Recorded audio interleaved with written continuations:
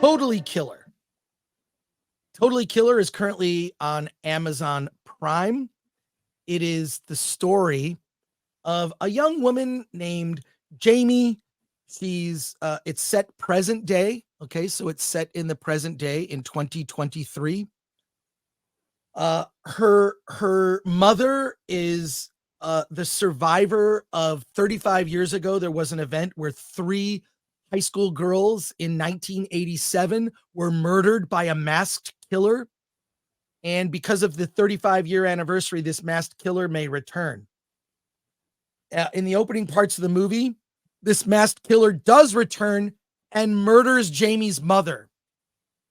Fortunately for Jamie, and Jamie knows all the details of these 3 young women who were murdered in 1987. In fact, there's a guy who does a podcast about it. She knows every detail, the time of when these girls were murdered, the location that they were murdered in, and a lot of the details of how they were murdered, but the killer was never caught. So what happens?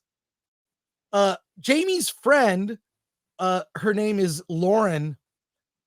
Jamie's friend Lauren invents a time machine that is like an old school photo booth. It's super cheesy. Okay, look, they made a time machine movie where they put a time machine in a DeLorean. They put a time machine in a photo booth, and Jamie goes in the time machine, and she lands just a few days before these murders are about to take place. Can she derail the murders? Can she warn her mother in the future? And she meets a younger version of her mother who's completely different than her mom. Her mom is this like buttoned up, very straight-laced. Is Julie Bowen, basically. Yeah, Julie Bowen plays her mom, Pam. And in the past, the 1987 version of her mom, now they're kind of at the same ages. They're like 17 years old where they can be friends. And her mom's a total bitch and hangs out with the popular girls. And Jamie didn't know any of this.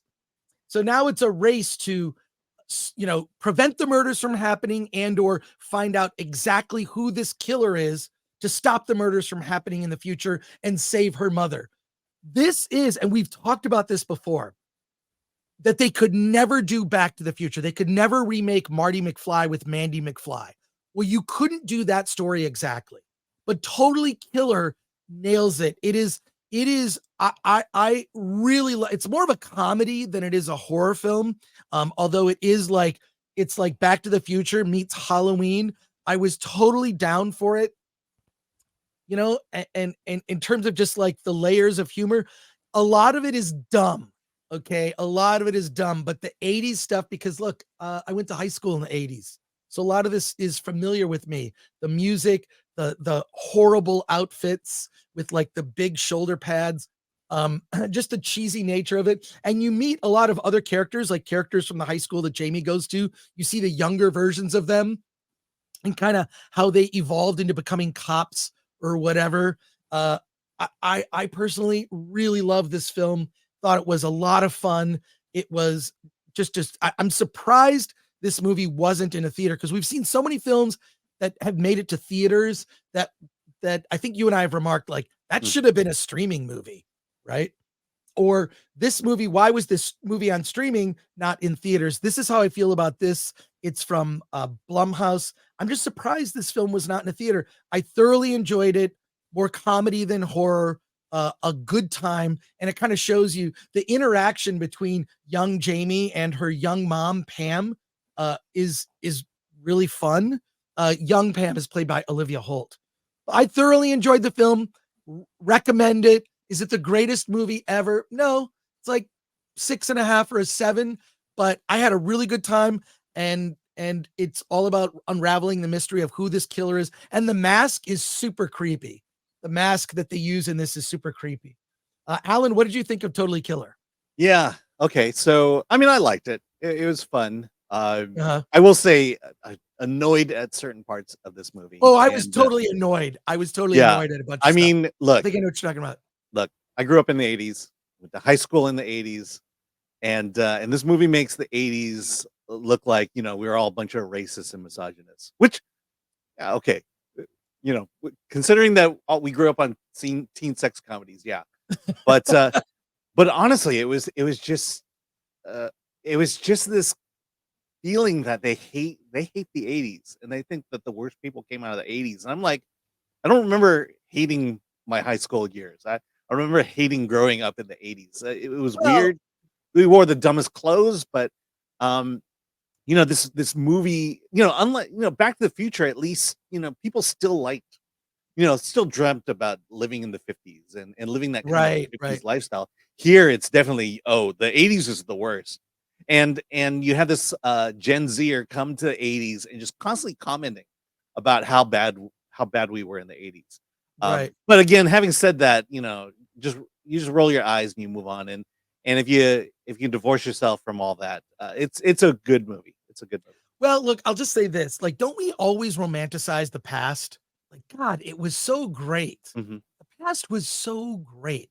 But if you're really honest, like, I not everything is all it's cracked. I mean, there were fun things about the 80s, but there was also some really bad music in the 80s.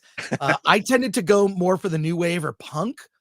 But and those you could only see that on MTV during certain shows like on Sunday evening or certain radio shows like in Detroit where I grew up in Royal Oak, like had like where they played like the cool 80s music. Mhm. But look, I had a good time with this movie and I can't argue with you or debate and say it's the greatest movie ever. I'm saying it was a lot of fun and I didn't expect to enjoy it as much as I did. I think part of it was also like the how I saw it, which I saw it at Mike's, big projection video with a bunch of we were just laughing our asses off during it.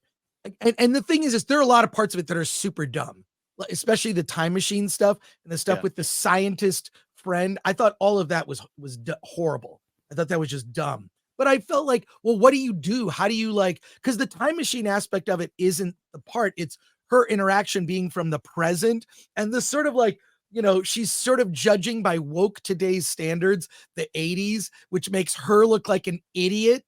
So it's mocking woke. It mocks I don't think it makes her wokeness. look like an idiot. I think it I was think it makes her look like an idiot. well, So no, she looks like an idiot because we grew up in the '80s and we're just annoyed with this girl who comes in and starts commenting about the '80s. But yeah, I'm I annoyed don't with think her. the Nachika Khan who directed this was thinking, oh, we're gonna make fun of her. I think it was the other way around. Well, in any case, I had a good time. I thought it was fun, and I recommend the movie. It's not like a run out and see it right now, but like if you've got Prime Video and you don't want to watch Gen V, or you don't want to watch Trump versus the Illuminati, which received a terrible review on Wednesday's show. I'm sure that'll get clipped. Check out Totally Killer. It's also one of those things like, oh, this is how you could do Mhm. a female Back to the Future. So recommend it for fun and check it out. Yeah, I mean, other than the annoying '80s stuff, I had fun, and you know, I like the yeah, 80s stuff. okay. I was just, it's just I have fond memories of the '80s. I'll just say I have fond memories of the 80s too. Roller Boogie, Xanadu. Come on. Okay, look, there's cheesy stuff.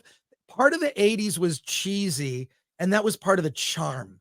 It was like even though there was like crazy things happening politically in the 80s, um, uh, which was just nuts back then, there was also like just a lot of fun pop culture. And I was a punk rock new wave guy.